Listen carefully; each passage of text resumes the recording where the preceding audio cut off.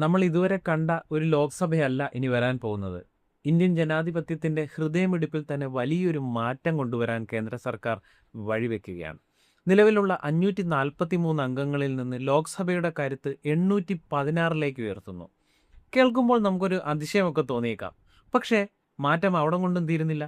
കേരളത്തിൽ നിന്ന് ഡൽഹിയിലേക്ക് വണ്ടി കയറുന്ന എംപിമാരുടെ എണ്ണം നിലവിൽ 20 അത് 30 മാറാൻ പോവുകയാണ്.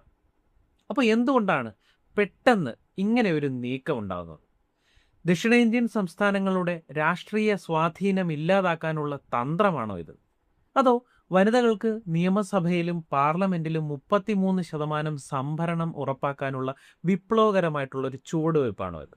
ഭരണഘടന ഭേദഗതി മുതൽ മണ്ഡല പുനർനിർണയം വരെ നീളുന്ന ഈ ഒരു വലിയ രാഷ്ട്രീയ മാറ്റത്തിന്റെ പിന്നാമ്പുറ രഹസ്യങ്ങളാണ് ഇന്നത്തെ വീഡിയോയിലൂടെ ചർച്ച ചെയ്യുന്നത്.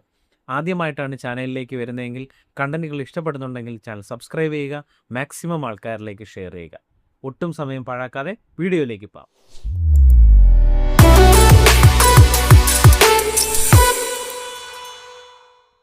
മണ്ഡല പുനർനിർണയവും അംഗബലം വർദ്ധിപ്പിക്കലും പ്രധാനമായും 2 കാര്യങ്ങളാണ് ലക്ഷ്യം വെക്കുന്നത് എന്ന് മനസ്സിലാക്കാൻ സാധിക്കും. ആദ്യത്തേത്, നിലവിൽ 1971 സെൻസസ് അടിസ്ഥാനമാക്കിയിട്ടാണ് മണ്ഡലങ്ങൾ നിശ്ചയിച്ചിരിക്കുന്നത് എന്ന് മനസ്സിലാക്കാം. അന്ന് 54 കോടിയായിരുന്ന ഇന്ത്യയിലെ ഒരു ജനസംഖ്യ ഇന്ന് 140 കോടി കടന്നിട്ടുണ്ട്. ഒരു എം പിക്ക് കൈകാര്യം ചെയ്യേണ്ടി വന്നിരുന്ന ആകെ വോട്ടർമാരുടെ എണ്ണത്തിൽ ക്രമാതീതമായിട്ടുള്ളൊരു വർധനവൊക്കെ രേഖപ്പെടുത്തിയിട്ടുണ്ട്. ഇത് കുറച്ച് ഭരണം കൂടുതൽ കാര്യക്ഷമമാക്കുക എന്നൊരു ലക്ഷ്യത്തോടു കൂടിയാണ് ഇതിനകത്തുള്ളത്.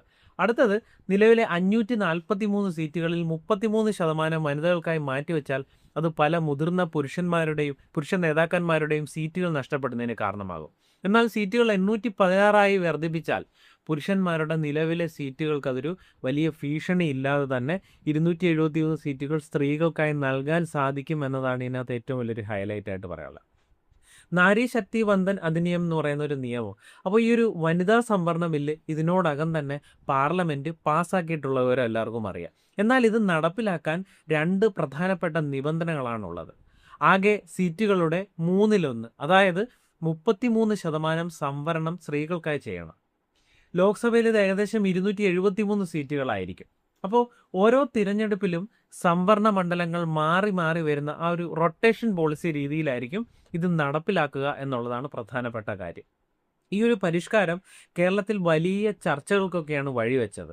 അപ്പോൾ നിലവിൽ കേരളത്തിൽ 20 ലോക്സഭാ സീറ്റുകളാണ് ഉള്ളതെന്ന് എല്ലാവർക്കും അറിയാം. ജനസംഖ്യ അടിസ്ഥാനത്തിൽ മാത്രം സീറ്റ് നിശ്ചയിച്ചാൽ കേരളത്തിന് സീറ്റുകൾ കുറയാനുള്ള ഒരു സാധ്യതയും ഇവിടെ ഉണ്ട്. എന്നാൽ നിലവിലെ സീറ്റുകളുടെ 50% അധികം നൽകുക എന്നൊരു ഫോർമുല വന്നാൽ കേരളത്തിന് 30 സീറ്റുകൾ ലഭിക്കും എന്നാണ് പ്രത്യേകത. സീറ്റുകൾ 30 വർദ്ധിപ്പിക്കുന്നത് ദേശീയ രാഷ്ട്രീയത്തിൽ കേരളത്തിൻ്റെ വിലപേശൽ ശേഷി വർദ്ധിപ്പിക്കാൻ സാധ്യതയുണ്ട് എന്നുകൂടി കണക്കൂട്ടുന്നു. എന്നാൽ ഉത്തരേന്ത്യൻ സംസ്ഥാനങ്ങളിൽ സീറ്റുകൾ ഇതിലും വലിയ തോതിൽ വർദ്ധിക്കും. ഉദാഹരണം പറയുകയാണെങ്കിൽ UP-യിലെ സീറ്റുകൾ 140 കടന്നേക്കാനുള്ളൊരു ചാൻസ് ഉണ്ട്. സോ ദക്ഷിണേന്ത്യയിലെ സംസ്ഥാനങ്ങളുടെ ആകെ പ്രാധാന്യം കുറയുമോ എന്നൊരു ഭയം കൂടി ഇതിനകത്ത് നിലനിൽക്കുന്നതായിട്ട് പറയാൻ സാധിക്കും. ഈ നീക്കത്തെ അനുകൂലിച്ചും പ്രതികൂലിച്ചും ശക്തമായ വാദങ്ങളൊക്കെ ഉയരുന്നുണ്ട്.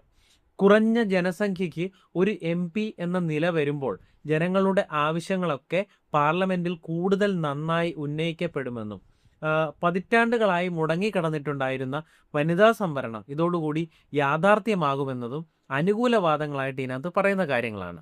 എങ്കിലും ജനസംഖ്യാ നിയന്ത്രണം കൃത്യമായി നടപ്പിലാക്കിയ ചില സംസ്ഥാനങ്ങൾ, കേരളം പോലെയുള്ള ചില ദക്ഷിണേന്ത്യൻ സംസ്ഥാനങ്ങളെ ശിക്ഷിക്കുന്നതിന് തുല്യമാണ് എന്നൊരു വിമർശനം കൂടി ഇതിനകത്തുണ്ട്.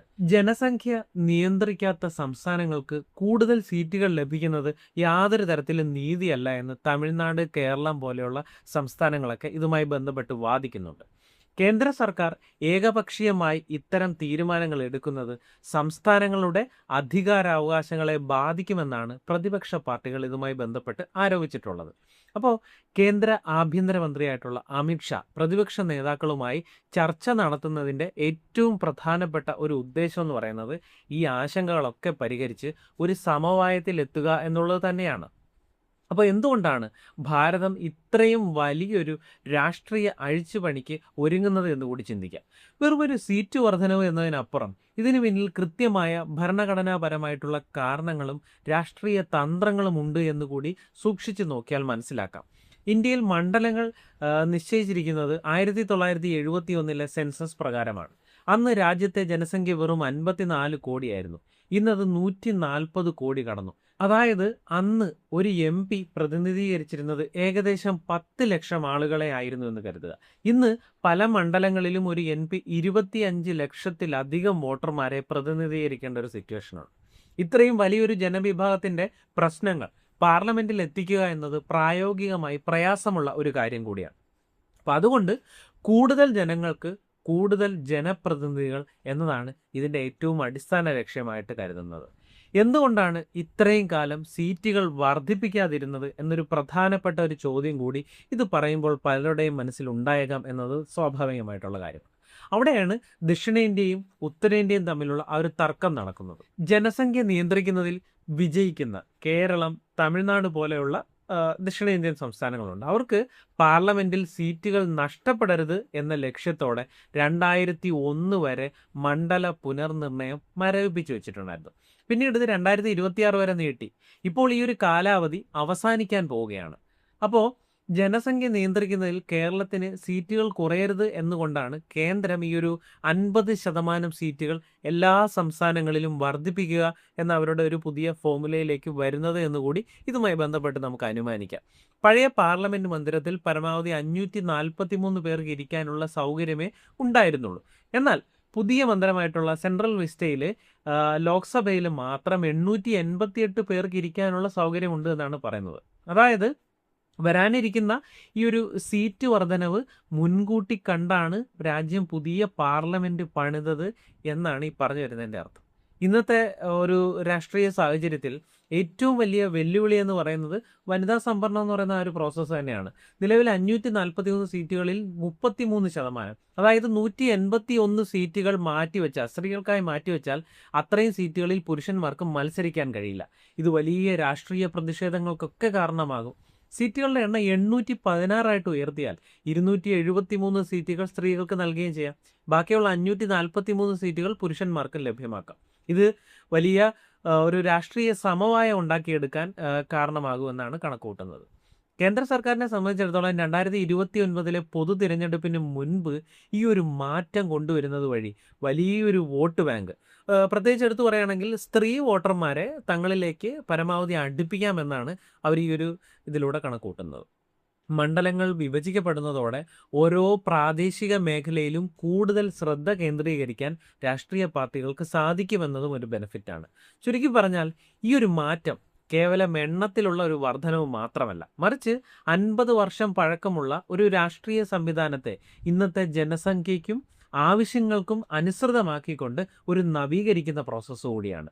അപ്പോൾ ഇതിലൂടെ വടക്കേ ഇന്ത്യയും തെക്കേ ഇന്ത്യയും തമ്മിലുള്ള ആ ഒരു സീറ്റ് തർക്കം പരിഹരിക്കാനും അതേപോലെ തന്നെ വനിതാ പ്രാതിനിധ്യം ഉറപ്പാക്കാനും സാധിക്കുമെന്നാണ് ഈ ഒരു പ്രോസസ്സിലൂടെ പൊതുവെ വിലയിരുത്തപ്പെടുന്നത്.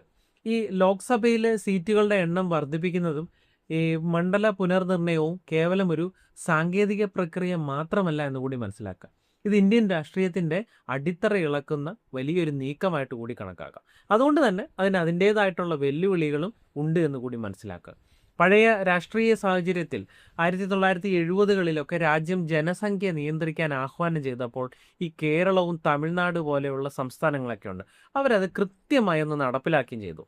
എന്നാൽ ഉത്തരേന്ത്യൻ സംസ്ഥാനങ്ങളിൽ ആ സമയത്ത് ജനസംഖ്യ കുതിച്ചു ഉയരുന്നതാണ് കണ്ടത്. എന്നാൽ ഇപ്പോൾ ജനസംഖ്യാ അടിസ്ഥാനത്തിലൊക്കെ സീറ്റ് കൂട്ടുകയാണെന്നുണ്ടെങ്കിൽ ഈ ജനസംഖ്യ കുറഞ്ഞതായിട്ടുള്ള കേരളത്തിന് സീറ്റുകൾ നഷ്ടപ്പെടുകയോ അല്ലെങ്കിൽ സ്വാധീനം കുറയുകയോ ചെയ്യുന്ന ഒരു പ്രോസസ്സ് ഉണ്ടായേക്കാം. ഇത് നന്നായി പ്രവർത്തിച്ചതിന് ലഭിക്കുന്ന ഒരു ശിക്ഷയായിട്ട് വേണം കണക്കാക്കാൻ എന്ന് കൂടി പറയാം.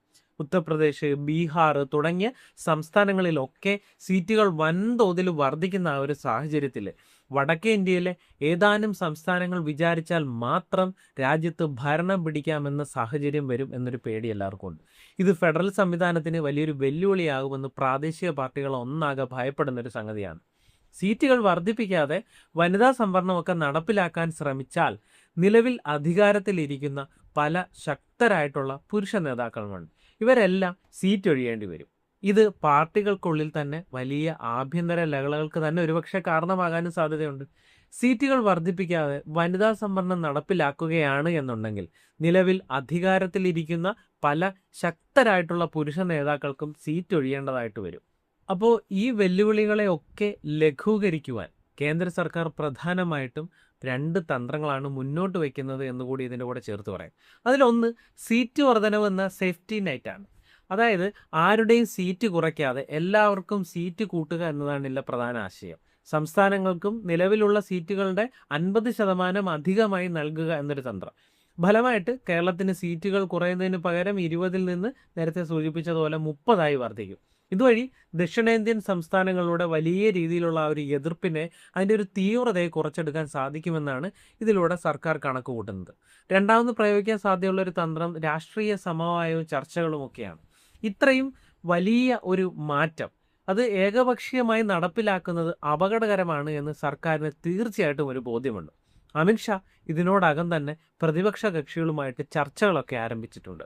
ദക്ഷിണേന്ത്യൻ പാർട്ടികളുടെ ആശങ്കകൾ കേൾക്കാനും അവയ്ക്ക് ഭരണഘടനാപരമായിട്ടുള്ള ഉറപ്പുകൾ നൽകാനും സർക്കാർ ഒരുപക്ഷെ ഇതിലൂടെ തയ്യാറായേക്കും.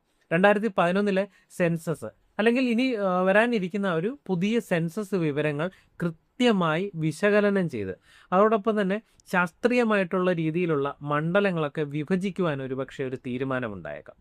ഈ ലോക്സഭാ സീറ്റുകൾ കുറഞ്ഞാലും കേന്ദ്ര ഫണ്ട് വിതരണത്തിൽ ജനസംഖ്യ നിയന്ത്രിച്ച സംസ്ഥാനങ്ങൾക്ക് പ്രത്യേക രീതിയിലുള്ള ആ ഒരു പരിഗണന നൽകിക്കൊണ്ട് സാമ്പത്തികമായിട്ടുള്ള നഷ്ടം നികത്താനും സർക്കാർ ഒരുപക്ഷെ ഇതിലൂടെ ആലോചിക്കുന്നുണ്ടായിരിക്കാം.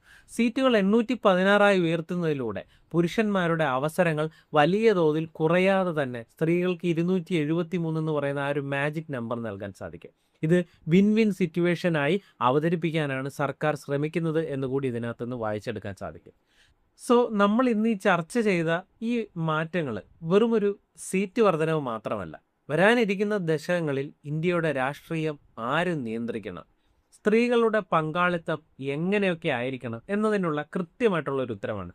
ലോക്സഭയിൽ 816 അംഗങ്ങൾ എത്തുമ്പോൾ ജനാധിപത്യം കൂടുതൽ ജനങ്ങളിലേക്ക് ഇറങ്ങിച്ചെല്ലും എന്ന് തന്നെ നമുക്ക് പോസിറ്റീവായിട്ട് പ്രത്യാശിക്കാം. പ്രത്യേകിച്ച് കേരളത്തിന് 30 എംപിമാർ ലഭിക്കുന്നത് ദേശീയ തലത്തിൽ തന്നെ നമ്മുടെ ശബ്ദം കൂടുതൽ കരുത്തോടെ കേൾപ്പിക്കാൻ സഹായിക്കുമെന്നാണ് ഞാൻ പോസിറ്റീവായിട്ട് ചിന്തിക്കുന്നത്. മാറ്റങ്ങൾക്കിടയിൽ ജനസംഖ്യ നിയന്ത്രിച്ച ദക്ഷിണേന്ത്യൻ സംസ്ഥാനങ്ങളുടെ രാഷ്ട്രീയ അവകാശങ്ങൾ കൂടി സംരക്ഷിക്കുന്നുണ്ട് എന്ന് ഉറപ്പാക്കേണ്ടത് ഇതിനകത്ത് ഏറ്റവും അത്യാവശ്യ കാര്യം കൂടിയാണ്. അപ്പോൾ ഇതുമായി ബന്ധപ്പെട്ട് നിങ്ങളുടെ അഭിപ്രായങ്ങൾ എന്തൊക്കെയാണ് എന്നറിയാൻ എനിക്ക് താല്പര്യമുണ്ട്. സീറ്റുകൾ വർദ്ധിപ്പിക്കുന്നത് ഭരണ സൗകര്യത്തിന് നല്ലതാണോ, അതോ അത് വടക്കേ ഇന്ത്യയിലെ രാഷ്ട്രീയ മേധാവിത്വത്തിന് വഴിതെളിക്കുന്ന ഒന്നാകുമോ? അപ്പോൾ താഴെ കമൻറ്റ് ബോക്സിൽ നിങ്ങളുടെ അഭിപ്രായങ്ങൾ കൊണ്ട് മൂടുക. ഈ ഒരു വീഡിയോ നിങ്ങൾക്ക് ഉപകാരപ്രദമായി എന്ന് ചിന്തിക്കുന്നെങ്കിൽ സുഹൃത്തുക്കൾക്ക് മാക്സിമം ഷെയർ ചെയ്യുക. അപ്പോൾ ഇതുപോലുള്ള രാഷ്ട്രീയ സാമൂഹിക വിശകലനങ്ങൾക്കായി എൻ്റെ ചാനൽ മറക്കാതെ സബ്സ്ക്രൈബ് ചെയ്യുക. അതോടൊപ്പം കാണുന്ന ബെല്ലൈക്കൺ കൂടി എനേബിൾ ചെയ്യുക. അപ്പോൾ ഇതുപോലെ മറ്റൊരു പ്രധാനപ്പെട്ട വിഷയവുമായി വീണ്ടും കാണും വരെ it's me Liju signing off.